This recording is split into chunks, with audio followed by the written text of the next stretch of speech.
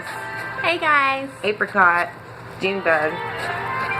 Normally you guys are going to see more videos from us that are comical, funny, roasting sessions, just being silly. I mean, talking about real stuff every now and again, listen to music, act funny, lip sync, all that good thing.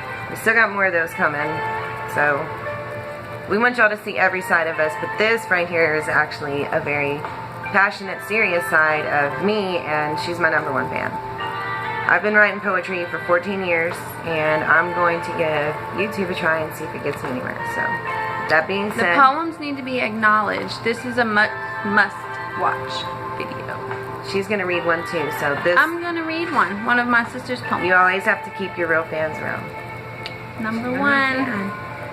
Okay, with that being said, I'm going to read my poem called Dignity. I wrote it September 8th, 2016. You can have the last word. I'll just take my piece. Let me walk away with memories. Let our distance increase. I will not be petty. I won't be argument's attraction. I refuse to succumb to your spite. I won't give you the satisfaction. I'll stow away the bitter words that I could lash at you.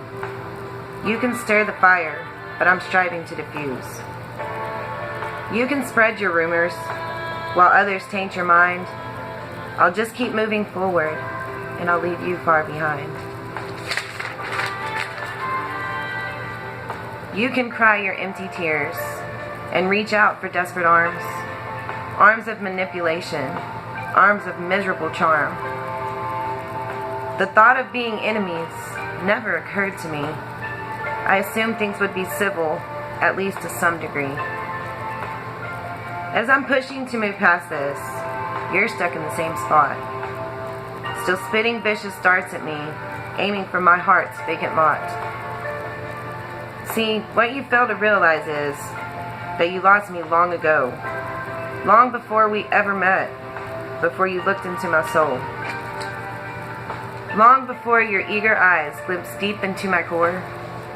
Long before my presence became something that your heart adored. I made a dark stain in your life, and I will never wash away. My memory will haunt your mind with every passing day. You'll catch a scent of my warm flesh. My face will flood your thoughts. While you chased dreams and fantasized a different life I sought. Yes, my heart bled love for you, but I always had my doubts. Before I put my all in, I was already halfway out. You were never grateful. You always wanted more. You never met me in the middle. My feet were overworked and sore. You were lacking in your effort. Many times I told you this. So I slowly built my barrier. I began to stack my bricks. I've always had my guard up, and to my gate you had no key. Yes, I will let you have the last word, as I leave with dignity. By Kelly Marie Gregory. Now she's going to read the other one. Okay. Let's see here.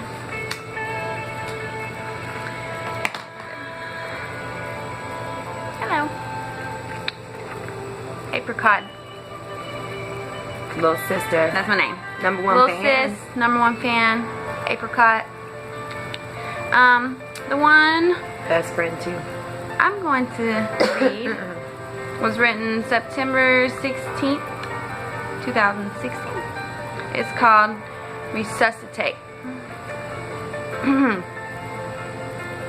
Not long ago, there was a time that I walked without a soul.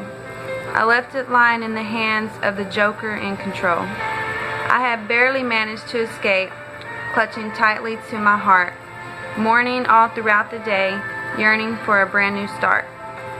My conscience was calloused, my ego sore and bruised. My self-esteem was shallow. I was in denial of the truth. The reflection in my mirror was distorted and bleak. Hollow, sunken, lifeless eyes. A haunting image, dark and weak. I was staring into the tainted glass, tears streaming down my face.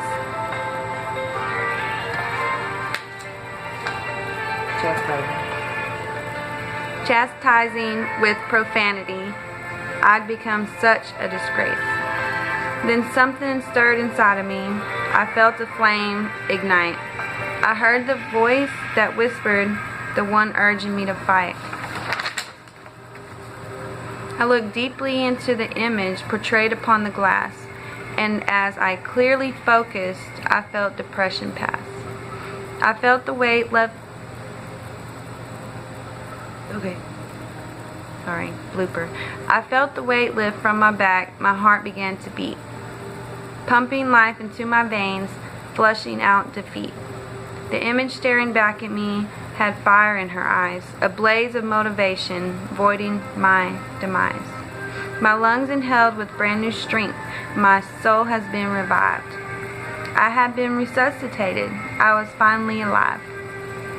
Ever since that blissful day, my life has slowly changed.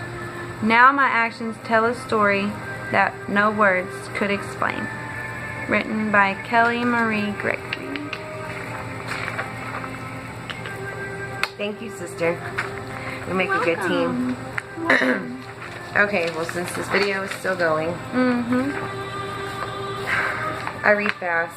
It is a short story, but it was one of the best ones that that's my opinion. Y'all don't have to agree with me. It's one of the best ones that I've written, and I would like to share it and see if I can get anyone else's opinion on it. If I need improvement, anything constructive criticism always helps. I'm not opposed to constructive criticism. Okay. I gotta get into this one. It's called Emergency Operation. The pain is getting stronger.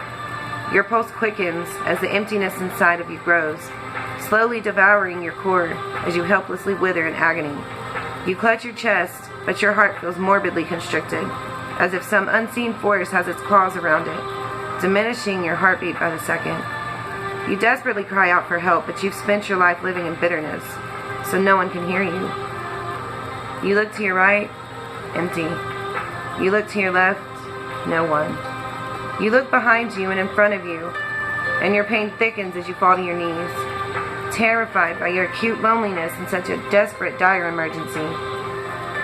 Suddenly your knees weaken, and as your eyes close and your body succumbs to anguish, you make one last desperate effort to scream for help. But as the darkness engulfs you, you hear empty cries echo off the walls surrounding you. But wait! You feel your body somewhat floating rapidly down a cool hallway of some sort. You can see bright lights behind you and closed eyelids, and you can hear distorted, distant, muffled voices in the background. You can't quite capture the words.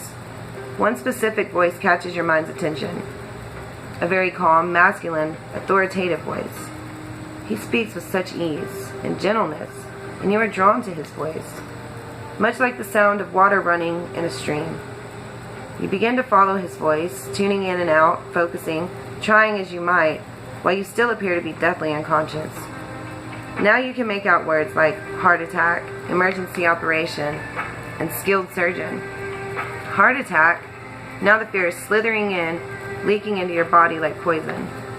Am I dead? Crosses your mind. Can anyone save me? Is your next thought. Then you hear his voice again. This time you hear him say, I'm not going to let her die. I will save her. With those words of hope fresh on your mind, you plunge into darkness once again. This time you hear nothing. A continuous beeping plays over in your mind. It seems to grow louder, closer, and more realistic. Yet the rhythm is so consistent, so steady. Slowly, you open your eyes to realize you are in a stark white room, a monitor beeping overhead. No wonder it sounded so realistic.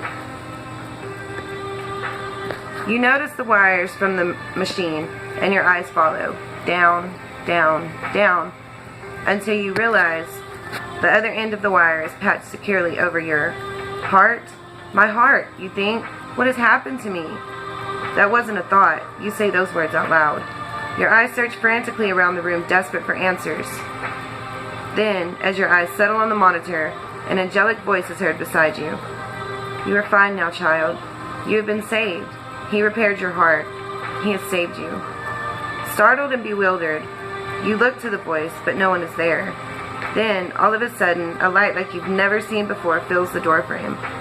You are in such awe that you can't avert your eyes. As you stare in complete amazement, that all too safe, familiar, tender voice speaks. My child, you have just undergone an emergency operation. I heard you cry for help, and I saw fit to perform open heart surgery. But as I meticulously studied your heart, I realized an open heart surgery was insufficient. I had to do a complete heart transplant. Who are you? How did you hear me cry for help? No one was there with me. I am sure I was all alone. You managed to stammer out. You stare straight into the light. You cannot see his face, but you can feel him smiling. Then he chuckles. My child, I am the great physician, the healer of all. I hear every cry for help, and I perform every emergency operation. In your case, I completely removed your heart of stone. It was so corroded with bitterness, anger, rage, resentment, envy, pride, and selfishness that it finally quit beating. The pain finally took over. But I have given you a brand new heart, one protected by love, medicated with kindness, and injected with salvation. Never again will you fall victim to heart failure. I also stitched up all of your open wounds. You underwent quite an operation, but you survived. You are most definitely a brand new creation. Another glorious chuckle. How can you be so sure I won't ever have heart failure again, you ask? Because I chose you. I healed you, and I saved you. I am also prescribed a daily set of medications for you, and if you want to stay healthy, I highly recommend you take them for the rest of your life. Still mesmerized by the fluorescent light, you ask, what medications?